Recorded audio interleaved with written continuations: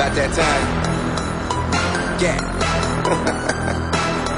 Quando a ansiedade foge do controle e passa a dominar vários aspectos da nossa vida, impedindo o foco em tarefas importantes, podemos estar diante de algum transtorno ligado ao comportamento ansioso.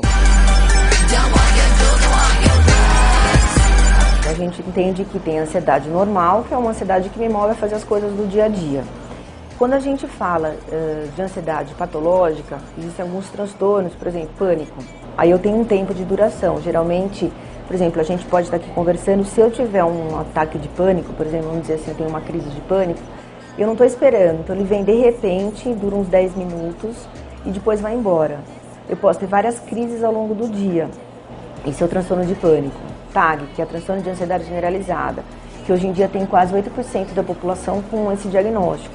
Se a gente considerar 30 anos atrás, hoje tem mais de 20 vezes mais chances de você desenvolver um transtorno ansioso, porque tem muitos estímulos, é muita informação, o mundo pede agilidade. E se você não tiver consciência disso, você vai desenvolver sintomas, principalmente, vamos dizer assim, o TAG, que é o que é? Uma ansiedade intensa, o tempo inteiro eu estou ansioso, o tempo inteiro eu estou preocupado. Só que para falar que eu tenho esses sintomas do TAG, eu tenho que ter 6 meses direto desses sintomas de irritabilidade, eu tenho uma dificuldade de dormir, eu tenho dores musculares, que é uma tensão muscular, eu tenho fadiga, eu não consigo prestar atenção, então eu tenho um déficit no foco, na atenção, na concentração.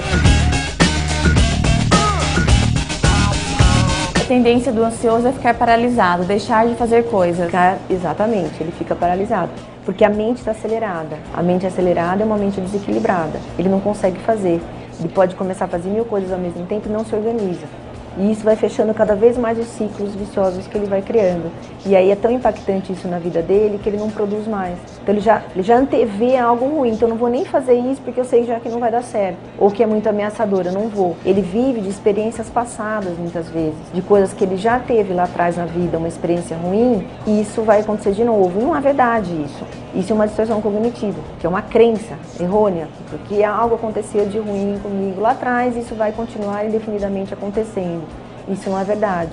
Então o ansioso, ele precisa primeiro identificar quais são as crenças, que são essas coisas que movem ele de uma forma totalmente irracional e não é nada produtiva, quais são as disfunções cognitivas, que são essas racionalizações equivocadas da informação que ele recebe do meio, e trabalhar isso de uma forma pontual, que ele pode fazer com terapia.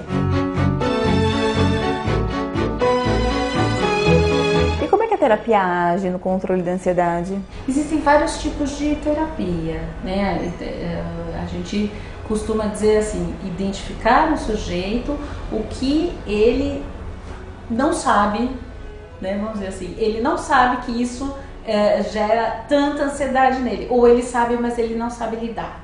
Então, junto com o terapeuta, na relação terapêutica, eles vão pegar esse fator e tentar minimizar esse impacto, o impacto desse fator. Em alguns casos de ansiedade, a medicação é utilizada. Em casos agudos, onde você vê que tem um sofrimento muito grande para a pessoa, onde a qualidade de vida dela caiu muito, ela já não consegue mais trabalhar, o convívio familiar está bastante precário, aí eu medico. Aí é bastante importante a medicação.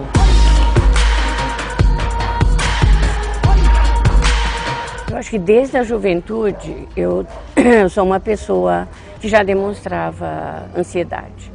Na juventude eu tive uma depressão, né, uma estafa de tanto estudar. E com o passar dos anos, casei-me, tenho os filhos casados. Quando eles casaram, eu tive a síndrome do ninho vazio, que os filhos saíram de casa. Aí eu tive muita ansiedade, tive depressão e sempre muito preocupada com as situações que podiam acontecer comigo. E uma outra forma de eu notar a minha ansiedade é que eu sou extremamente, não hoje, mas era extremamente preocupada o que as pessoas iriam pensar sobre as minhas atitudes. Então isso me deixava muito nervosa e ansiosa. Quando eu tinha que comunicar, pode ser ao marido, aos amigos, alguma negativa. Quando eu tinha que dar uma negativa de uma proposição, de um passeio, de alguma coisa que tinham me proposto, eu ficava muito ansiosa. Eu Falar tinha não medo. pra você era um sofrimento. Eu falar não para as outras pessoas. As outras pessoas podiam até me falar não. Agora você Eu falar... engolia, entende? Esse é o problema, eu engolia. Mas para eu falar não para essas pessoas, eu ficava sofrendo antes. Dava batedeira, sabe? Não conseguia falar, ficava até às vezes com a boca rouca, rouquidão. Dava rouquidão na hora de falar, com medo de falar. E isso prejudicava muito a sua qualidade de vida. Muito o meu trabalho. Eu era professora também no trabalho. Mesmo no trabalho, às vezes situações assim, que eu tinha que dizer não, ou que alguém me recriminava. Por exemplo, alguém falava, não, você fez isso aqui errado. Não pode fazer assim, tem que ser assim. Eu ficava muito tempo com aquilo na minha cabeça. Remoía demais. Remoía aquilo, pensando, por que eu fui fazer isso? Por que eu não fiz diferente? Ficava sofrendo por causa de uma coisa que a pessoa falou. E às vezes era até para eu me corrigir, mas eu não precisava ficar pensando assim. O ansioso em excesso, ele sofre muito? Muito, ele sofre muito, porque ele perde qualidade de vida. Basicamente é isso que acontece com ele, é aquela coisa de trocar o prazer pelo medo. Então ele vive um constante medo. E o que acontece muitas vezes? Muitos dos ansiosos, quase, acho que é 24%, eles evoluem para um transtorno depressivo. Então eles começam a apresentar comorbidade. E aí vem uma coisa sem fim. Então por isso que é importante entender que a ansiedade não é uma coisa ruim, mas o que eu faço com ela que vai fazer toda a diferença. Então a pessoa tem que ressignificar a forma de pensar. E aí ele consegue ter uma melhor qualidade de vida. Entendendo basicamente que não vai morrer de ansiedade. Eu fiquei muito mal. E aí eu procurei atendimento, fui a clínico geral, acabei indo em psiquiatras, neurologistas, até que eu achei uma psiquiatra muito boa que cuidou de mim. Aí ela me indicou uma psicóloga, que eu faço o tratamento, as duas me tratam. Em conjunto. Medicamentoso com a médica, a psiquiatra, e a parte emocional com a psicóloga. E aí eu fui muito devagar melhorando.